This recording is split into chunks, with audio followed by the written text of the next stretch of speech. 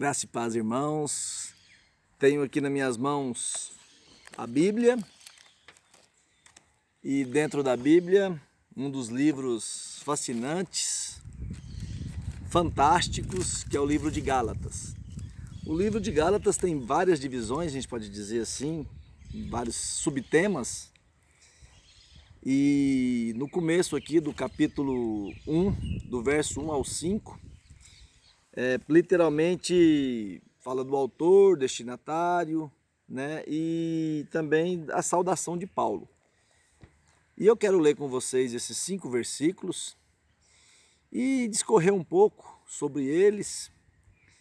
E quem sabe a gente pode ficar estudando esse livro nesse período aí, um livro tão rico, tão cheio de ensinamentos para nós. Quem sabe, vamos fazer o primeiro, se vocês gostarem, vocês me avisam, ok?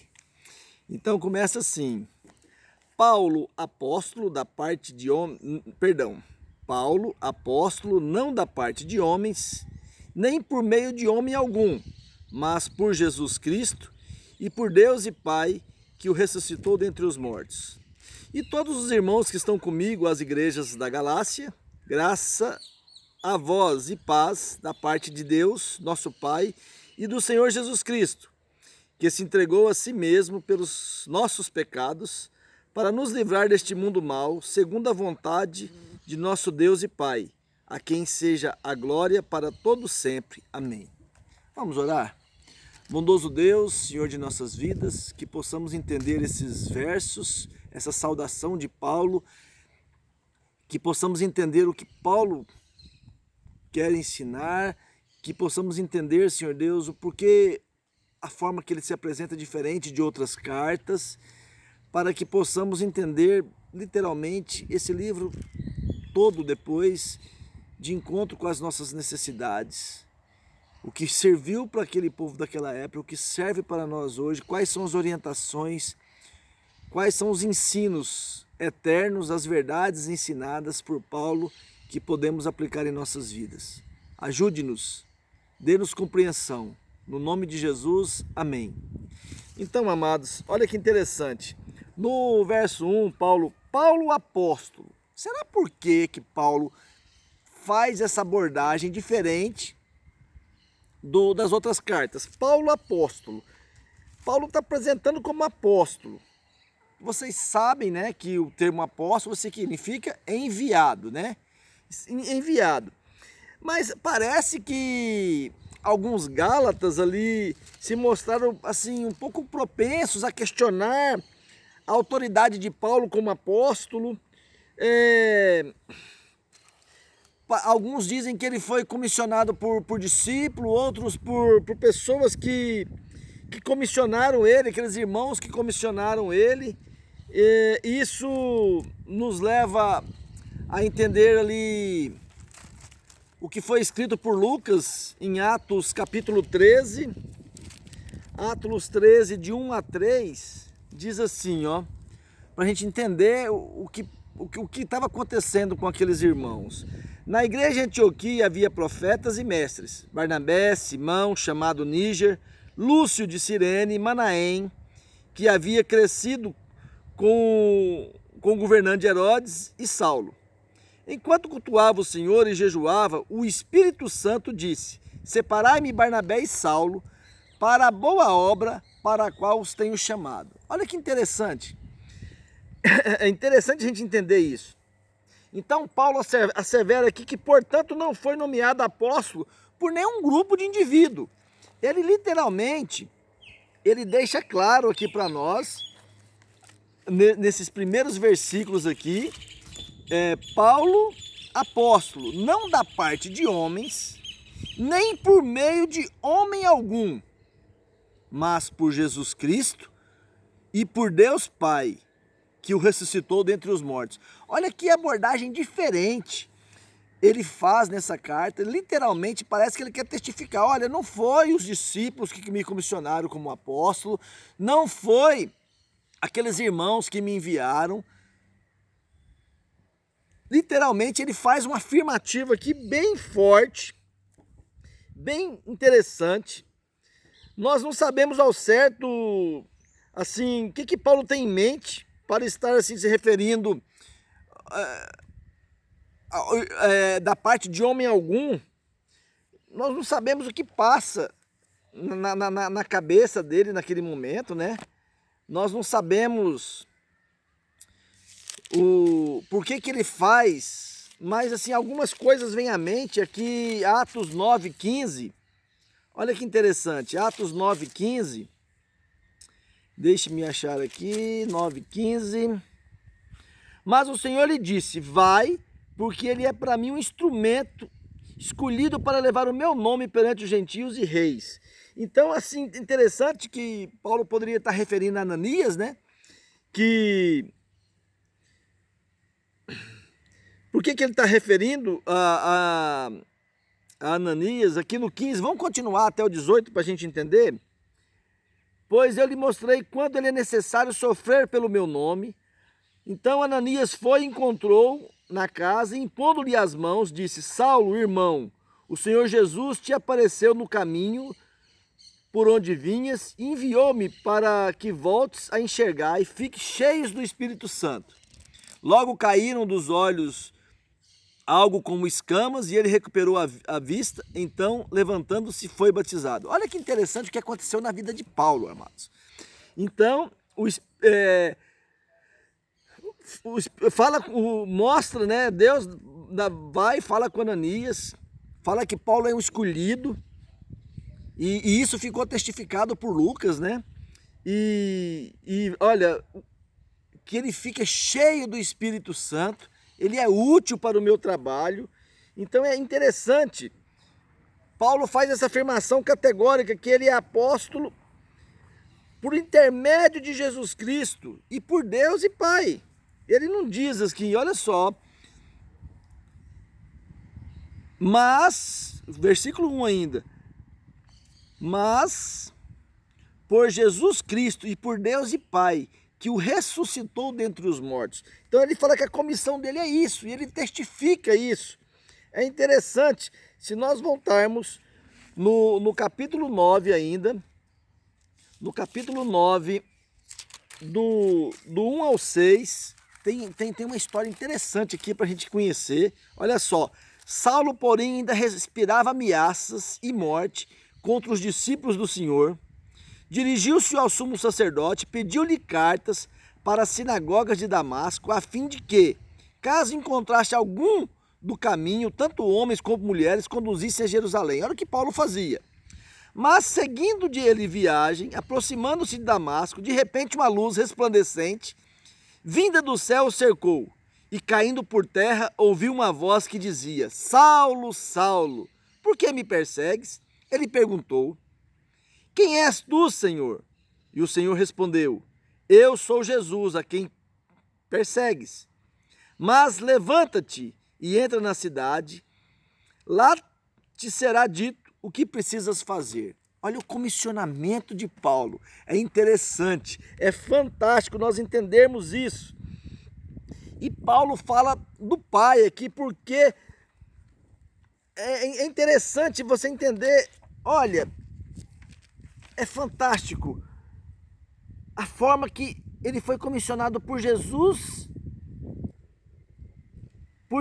e por Deus Pai, que o ressuscitou dentre os mortos. Por que será que Paulo diz aos Gálatas que ele foi comissionado por Jesus Cristo e pelo Deus Pai, que ressuscitou Jesus dentre os mortos?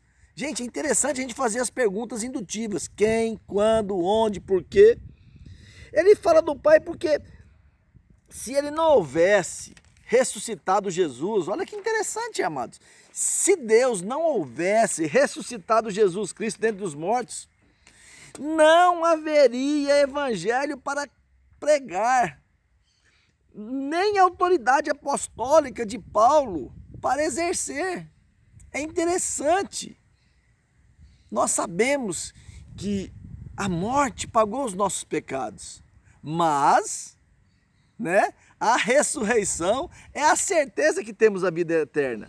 Então, apesar de ser Paulo, assim, Paulo apesar de ele ter sido um perseguidor da igreja, mas ele foi escolhido. Paulo não atua sozinho, de modo que ele vai escrever essa carta também, ele menciona o companheirismo dos irmãos. Olha só o verso 2.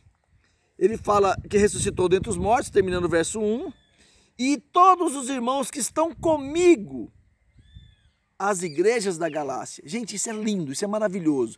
Por quê? Porque todos os irmãos são comissionados a pregar o evangelho. Então Paulo ele fala de uma forma bem interessante. Eu não estou sozinho de modo algum. Ao escrever essa carta, ele também menciona que todos nós, ele está falando para aquelas pessoas daquela época, todos aqueles companheiros dele, mas de nós também temos o privilégio de pregar o evangelho.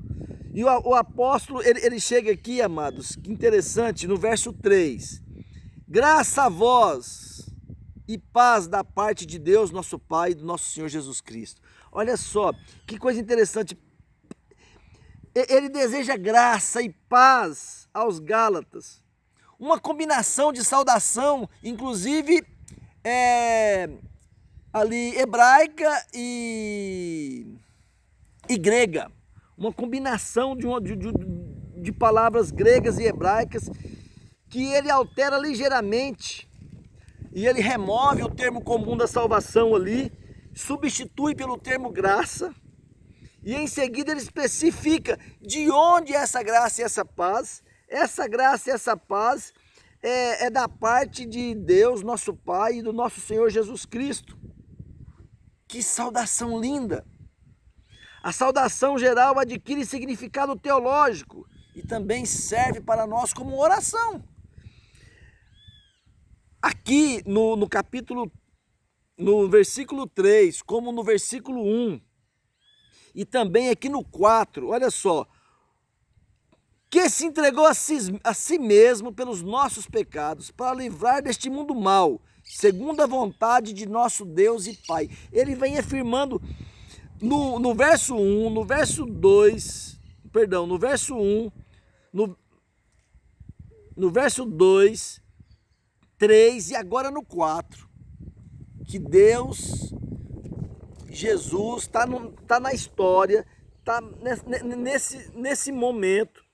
Paulo descreve que a obra de Deus, aqui no versículo 4, a obra do Filho, perdão, a obra de Deus aqui no verso 1, a obra de Deus também e do Filho, no verso 4, ele entregou a si mesmo, diz que Jesus entregou a si mesmo. Fica evidente que a morte de Cristo, ela foi voluntária,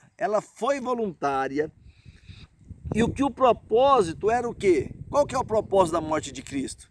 Era nos resgatar do pecado. Então esse é o propósito, é resgatar o perdido, né? Resgatar o perdido. Então essa morte voluntária resgata-nos. Nossos pecados nos impediam de cumprir todas as exigências justas de Deus, todas essas exigências que eu não poderia cumprir. Agora, ao morrer por nós, Jesus não apenas restaura a nossa posição correta diante de Deus, mas nós nos tornamos justos diante de Deus. É isso que Jesus deixa nós perante Deus justos, a justificação, mas também mudou o nosso caráter para que possamos viver agora como filhos de Deus. As nossas atitudes agora têm que ser semelhantes a filhos de Deus. Não podemos viver como filhos desse mundo perdido, desse mundo perverso, mas que possamos viver como filhos de Deus. Apesar de ainda termos lutas e ainda lutamos contra a ação demoníaca nesse mundo perverso, a era futura será caracterizada, amados, pelo domínio total de Jesus sobre a nossa vida. Isso é uma coisa maravilhosa para a gente saber. Mas, por mais imperfeita, vamos dizer, que seja, por mais imperfeita que seja a nossa vida, a vitória presente sobre o inimigo já constitui um anticoso da era vindoura. Nós já podemos vislumbrar o que vamos passar na eternidade. Então, segundo a vontade de nosso Deus e Pai, essa expressão, nosso Deus e Pai, lembra que Deus é majestoso, Deus é supremo, que resgatou, assim, Deus é supremo, que controla todas as coisas. Também Deus é o nosso Pai amoroso. É um Pai amoroso que nos resgatou quando nós ainda éramos inimigos dele. Então não é de admirar quanto que Paulo irrompa em louvores a esse Deus. E ele termina aqui o verso: a quem seja a glória para todo sempre. Amém.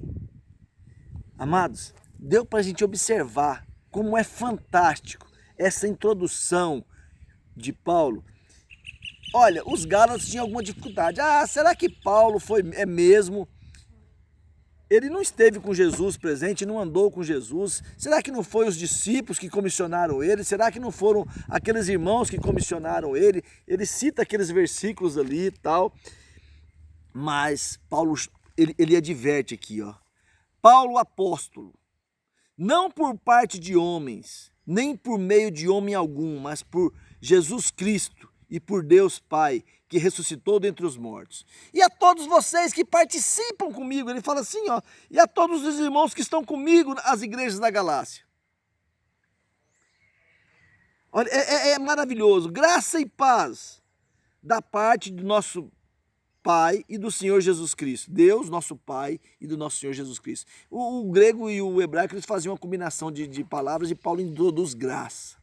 Graça e paz. Geralmente o hebraico fala shalom, né? Shalom, paz, paz. E ele introduz aqui agora graça e paz. No grego seria kairis eirene. Kairis, graça, eirene, paz. Graça e paz da parte de quem? Não é da parte dele, é da parte de nosso Deus e Pai, nosso Senhor Jesus Cristo. E aí ele diz que esse Jesus que se entregou a si mesmo pelos nossos pecados, ele foi uma morte voluntária, para nos livrar deste mundo mau, segundo a vontade de quem? De Deus. A vontade era de Deus que ele nos livrasse. Por isso que Deus enviou o seu Filho para pagar o nosso pecado, porque ele sabia, a gente consegue ver ternura nisso, ele sabia que nós não temos qualificações, não temos qualidades para pagar o nosso pecado e para remir o pecado. Nós poderíamos pagar com a morte, mas aí seria aniquilação. A palavra de Deus não tem aniquilação. Ou é sofrimento eterno, ou é vida eterna. Qual dos dois lados nós vamos estar? Então é fantástico entender isso. Então a si mesmo se entregou pelos nossos pecados, para nos livrarmos desse mundo mau. É um antigozo, de vislumbrar as coisas que vai acontecer no futuro, nós já desfrutamos aqui. Olha, nesse meio de pandemia, de tanta gente com medo, de tanta coisa horrível que temos visto, de uma política suja, de tanta coisa, nós temos o gozo, a alegria de saber que Cristo é o centro do nosso contentamento. Então, segundo a vontade de nosso Deus e Pai, a quem seja a glória para todos sempre. Amém. Essa glória nós temos de dar a Deus, somente a Deus. Vamos orar mais uma vez? E aí, se vocês gostarem desse domingo, desse tipo de pregação, a gente traz na próxima do verso 5 a 10, né? 6 a 10, perdão, nós lemos até o 6 a 10 e depois a gente vai discorrendo nesses vídeos curtos. Bondoso Deus, Senhor de nossas vidas, te damos graça, porque Tu és o nosso Deus. E o Senhor mandou o Senhor Jesus, ao quem voluntariamente morreu pelos nossos pecados e também remiu nossos pecados. Te pedimos que nos dê sabedoria para entender qual seja a boa, agradável e perfeita vontade que tem para nós aqui na terra. No nome de Jesus nós oramos hoje e sempre. Amém. Hashtag amo minha família, hein? Bom domingo, boa semana, Deus abençoe.